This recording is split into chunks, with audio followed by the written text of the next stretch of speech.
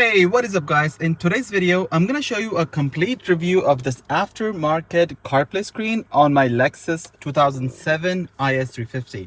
I've got a lot of requests on my comments when I installed this in the beginning. So in today's episode, I'm gonna do a functional review as well as in-depth features review so that you can decide if you should make this upgrade or not. Alright, so to begin with, this aftermarket unit comes only to a certain portion with the original factory CD player and the radio, and it combines together to become this absolutely factory looking screen, and it's also really functional. So when I turn the AC on, I can use the physical buttons, or I can also click on the touch screen.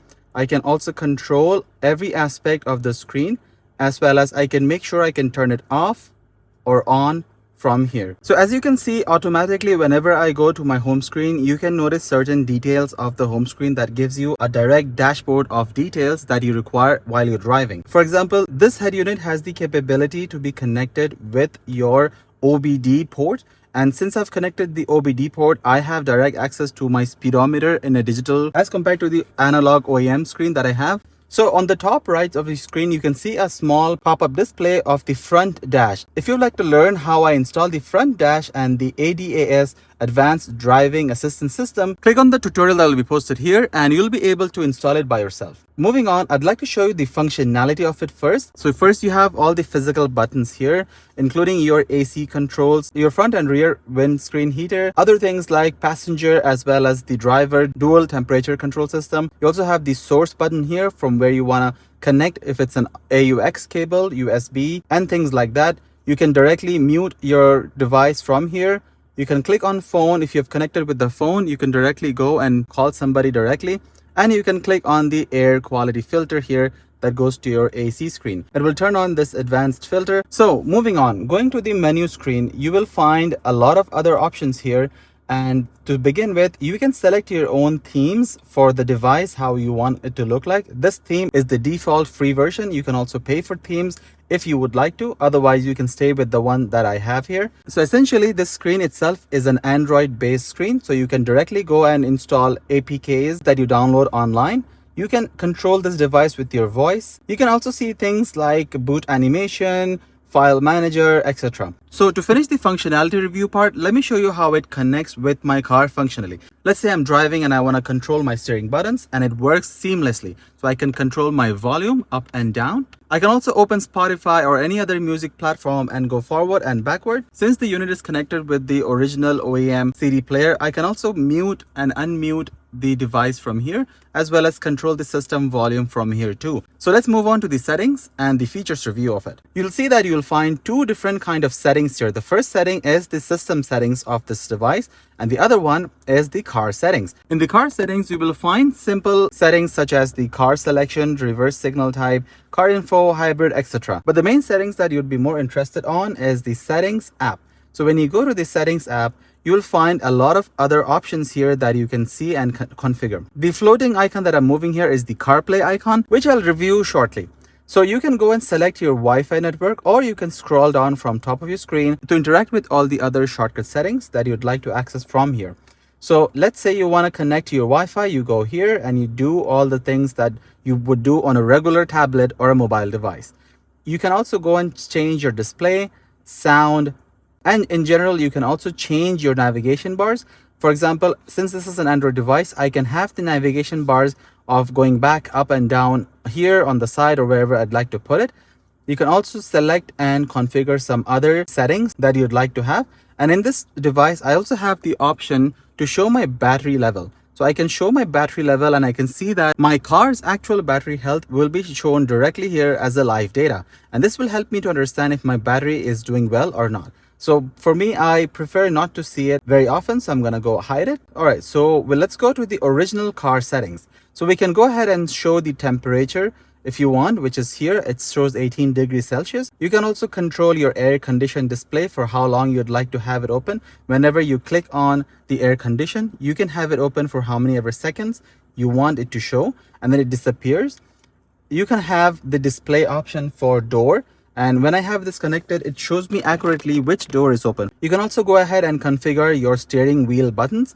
All right, so here's the reverse setting. And this setting is important because I also received a free aftermarket reverse camera with this head unit, and I was able to install it myself and configure it using this setting screen. If you're interested in watching the tutorial, I do have a full in-depth installation tutorial for the rear camera. The link will be posted in the description as well as on the top right of the screen. If you're interested, you can go watch after this video. So when you click on the reverse setting here, you will have two options with you. Let's say your car comes with an OEM reverse backup camera. That's when you go to the reverse setting, click on the reverse system selection and click on NTSC or PAL. This will allow your OEM backup camera to work seamlessly with the aftermarket screen. For me, I did not have an OEM backup camera, so I had to install the aftermarket backup camera that was provided with this screen. So I went ahead and I selected the AHD 720p 25 FPS and it works seamlessly. Let me show you how it looks when I reverse. So this is my reverse screen and it gives me a trajectory whenever I turn steering. And the reverse camera is really helpful for me in situations where I want to go and park on a tight spot or back up in a tight spot. So it's really functional. It helps me out with a lot of things. So moving on, the astern forward view is the one which is the front camera. So when I install the front camera, I can actually have it set as whenever I put my reverse and I put back to park or neutral, I can have my front camera show up for whatever reason. So if I want to go reverse and park and I want to go for some other thing, automatically it will show me my front camera. So for now, I haven't installed a front camera with this head unit yet. So when I install it in the future, I'll be able to see my front of the bumper whenever I reverse. So going on to the other settings like system settings, in the system settings, you'll be able to upgrade your MCU, you can upgrade your software and everything else. And if you like to do a complete factory reset, you're going to have to put the following password on the screen. And this will help you to reset the whole device. If you'd like to go to the developer options, you're going to have to click it once. And then there is a trick to this. You can click on it and enter the password 7890 followed by what time it is currently. Currently, it is 10:42 a.m. So it only accepts the hour in the 24-hour format. So 10 a.m. is actually 10. If it was 1 p.m., it would be 13 and so on. So I'm going to have to put 7890 and 10, which is the time here. So if I confirm it, I'll be able to enter the developer option. So I can enable the developer options. I can do whatever settings I have here, which you'll be good to know if you know how to do developer settings. So I'm going to go back and go to the factory settings. To enter the factory settings, you're going to have to enter the password 8888 to have less number of options visible to you, or you can also enter the password 123456. That way you can enter the extended view of your passwords. So this way, in the factory settings, when I put the smaller pin, I can choose things like my logo settings. I can also select which kind of model of the car I need to have to make sure my AC works properly. And what I mean by that is that sometimes when you install the screen for the first time, the AC controls do not work properly with what it shows on the screen. For example, if I control my AC on the physical buttons here, it does not show on the screen. So for that, you're going to have to go and select the exact car model that should work properly with your car. So for me, I did not have an OEM backup camera, nor did I have an OEM screen to begin with. So I had to select the Lexus IS low configuration to make sure it works properly with my car. Now to show you the extended factory settings, you can go ahead and put the extended password here. That's 123456, confirm it, and you will find more options in your factory settings. You can find various other options that you can go ahead and configure by yourself. So going back to the other settings, you can go ahead and select and play around with other settings that you want to go ahead with.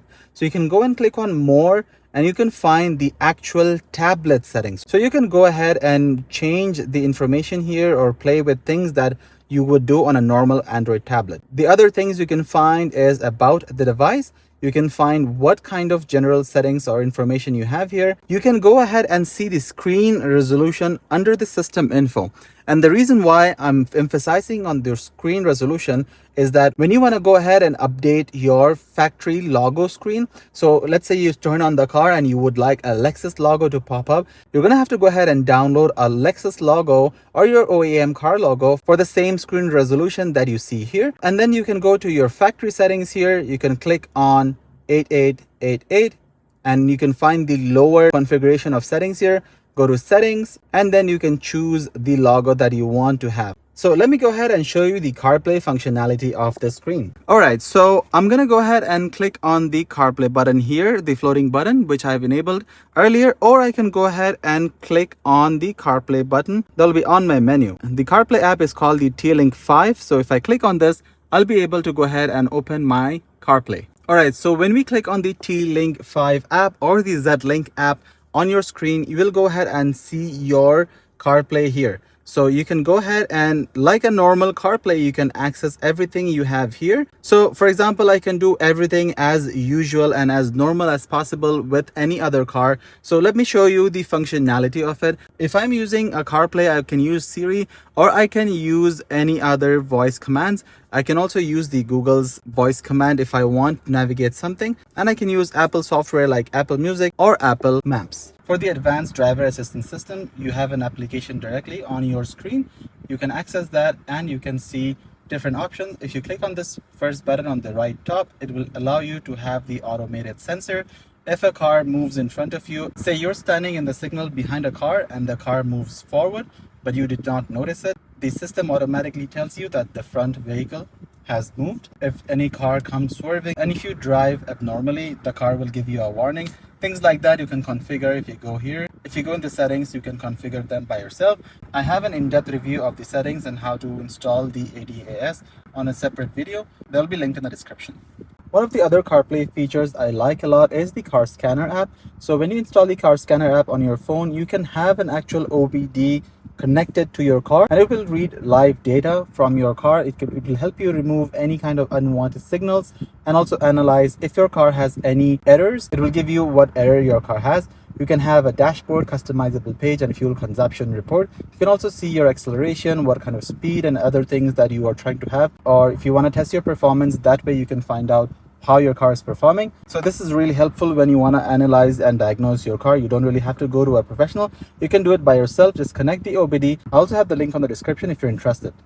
All right, so let's go for a drive and I'll show you the functionality of it. As you can see, I can have a very enhanced driving experience having this aftermarket CarPlay screen in my 2007 Lexus, and it definitely enhances the look of the interior. I can technically do everything on the screen here, and having the CarPlay functionality definitely makes my life so much more easier. And having a CarPlay functionality in such an old car gives me so much better driving experience in a 17-year-old car. I would definitely recommend having the screen in your car. I have a complete tutorial on how to install this as well as configure this. I also have a complete tutorial on how to install the front camera as well as the backup camera.